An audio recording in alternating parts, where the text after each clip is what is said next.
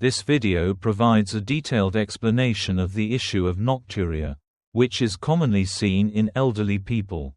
The symptom of waking up multiple times during the night and needing to go to the bathroom disrupts sleep, causing daytime sleepiness and physical discomfort, which can be a major source of stress for seniors. However, there's no need to resign yourself to it as simply being a result of aging. In reality, nocturia is a symptom that can be significantly improved with the right habits and lifestyle changes. In the video, a 91-year-old active physician shares 4 habits based on his own experience that can help reduce nocturia. These habits can be easily incorporated into daily life without the need for special medications and are effective methods for restoring healthy sleep. The video is packed with tips that can enhance the quality of life for seniors and help them live more comfortably every day. Nocturia is a condition where you wake up multiple times during the night to go to the bathroom. This problem is particularly common among the elderly and can significantly affect sleep quality. Nocturia is often overlooked as a natural part of aging, but there are actually ways to improve it. Many people tend to think it's inevitable as they age. But by reviewing some simple lifestyle habits, significant improvements can be made. First, the primary issue caused by nocturia is sleep deprivation. Waking up repeatedly in the night to go to the bathroom disrupts deep sleep, leading to daytime fatigue and reduced concentration. Particularly for seniors, the impact of poor sleep is more severe as their physical strength declines, making it easier to fall ill. Furthermore, nocturia can also cause mental stress. Waking up in the middle of the night increases anxiety, as people think, "Do I have to go to the bathroom again?" This stress can worsen the symptoms. Thus, nocturia affects not only physical health but also mental well-being. Nocturia also significantly lowers quality of life. Especially for the elderly, going to the bathroom at night becomes more difficult, and they may need assistance from family members or caregivers. This can affect family relationships and increase stress in the home. To avoid these impacts, it's important to correctly understand the causes of nocturia and take appropriate measures. In fact, nocturia can be improved with lifestyle changes and simple adjustments. The next section introduces 4 habits to help reduce nocturia. Patient experience. In the video, the real-life experience of a 74-year-old woman, Tomoe, is shared. She had been struggling with waking up multiple times during the night to use the bathroom, which caused her to feel fearful of mornings and drained her energy. Tomoe owns a small coffee shop in the suburbs of Tokyo, and her busy daily life was greatly impacted by nocturia, lowering her quality of life. Waking up several times to use the bathroom prevented her from getting enough sleep, and she began to fear the mornings. One day, Tomo's grandchild suggested she should close her shop, which deeply shocked her and almost broke her spirit. She realized that the impact of nocturia on her life was so significant that her fatigue and declining physical strength were worsening. As a result, waking up multiple times to use the bathroom made her fearful of the mornings, and she felt powerless. However, to change this situation, she decided to follow the advice of the doctor. The doctor suggested 4 simple and practical habits for her to implement, which didn't require any special medication or expensive treatments. The video explains in detail how her life transformed after she began practicing these habits. 1. Reassess fluid intake rhythm. The first step Tomoe took was to reassess her fluid intake rhythm.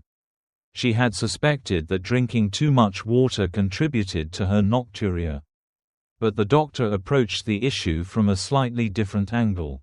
In fact, the cause of waking up to go to the bathroom at night was related to the timing of fluid intake. Many people think drinking water before bed makes nocturia worse, but this alone doesn't solve the problem.